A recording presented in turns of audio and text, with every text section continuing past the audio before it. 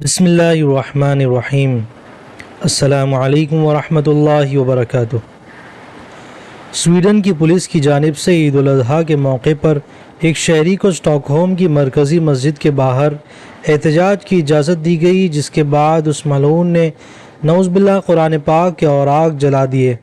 خبر رساں agency AFP کی رپورٹ کے مطابق پولیس نے تحریری فیصلے میں کہا تھا کہ موجودہ قوانین کے تحت اوراق جلانے کی حرکت سے جڑے خطرات کی نوعیت ایسی نہیں تھی جس کی وجہ سے درخواست مسترد کرنے کا فیصلہ کیا جاتا۔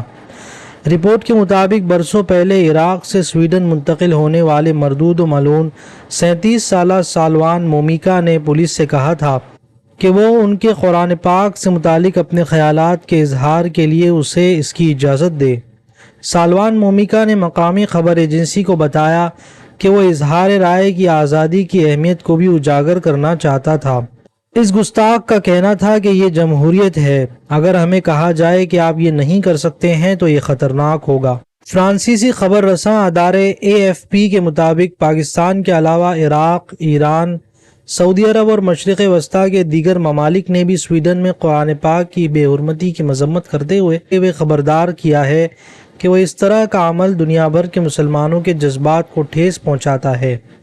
سعودی وزارت خارجہ نے مذمت کرتے ہوئے کہا کہ ان نفرت انگیز اور بارہا دہرائے جانے والی کارروائیوں کو کسی جواز کے ساتھ قبول نہیں کیا جا سکتا۔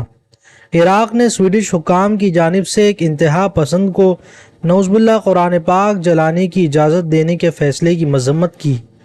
بغداد میں عراقی وزارت خارجہ کی جانب سے جاری بیان میں کہا گیا، یہ واقعات دنیا بھر کے مسلمانوں کے جذبات کو مجروح کرتے ہیں اور یہ خطرناک اشتعال انگیزی کی علامت ہے۔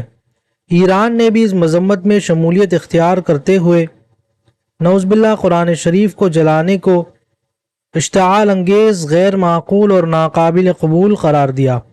ایرانی وزارت خارجہ کے ترجمان ناصر کنانی نے کہا کہ اسلامی جمہوریہ ایران کی حکومت اور عوام ایسی توہین کو برداشت نہیں کرتے اور اس کی شدید مذمت کرتے ہیں۔ مصر نے بھی مذہبی تہوار کے موقع پر نعوذ باللہ قرآن مجید کے جلائے جانے کو مسلمانوں کے جذبات کو مشتعل کرنے والا شرمناک فعل قرار دیا۔ اللہ تعالیٰ قرآن مجید میں فرماتا ہے، یہ چاہتے ہیں کہ اپنے منہ سے اللہ کا نور بجھا دیں، حالانکہ اللہ اپنے نور کو مکمل کیے بغیر نہ مانے گا اگرچہ کافر ناپسند کریں۔ حدیث مبارکہ ہے کہ اللہ تعالیٰ ظالم کو مہلت دیے جاتا ہے حتیٰ کہ جب اسے پکڑتا ہے تو پھر نہیں چھوڑتا۔ قرآن میں سورہ ہود میں ارشاد ہوا، اس طرح تیرے رب کی پکڑ ہے جب وہ ظلم کی مرتکب بستیوں کو پکڑتا ہے، یقیناً اس کی پکڑ بہت ہی المناک اور سخت ہے۔ سورہ رعد آیت نمبر 34 میں فرمایا گیا، ان کے لیے دنیا کی زندگی میں بھی عذاب ہے اور آخرت کا عذاب تو بہت ہی سخت ہے، انہیں اللہ کے غضب سے بچانے والا کوئی بھی نہیں۔ اخیر میں اللہ تعالیٰ شانہ سے دعا ہے کہ وہ قرآن پاک کو ہمارے دل کی بہار، سینے کا نور اور غم کو دور کرنے والا بنا دے۔ آمین یا رب العالمین۔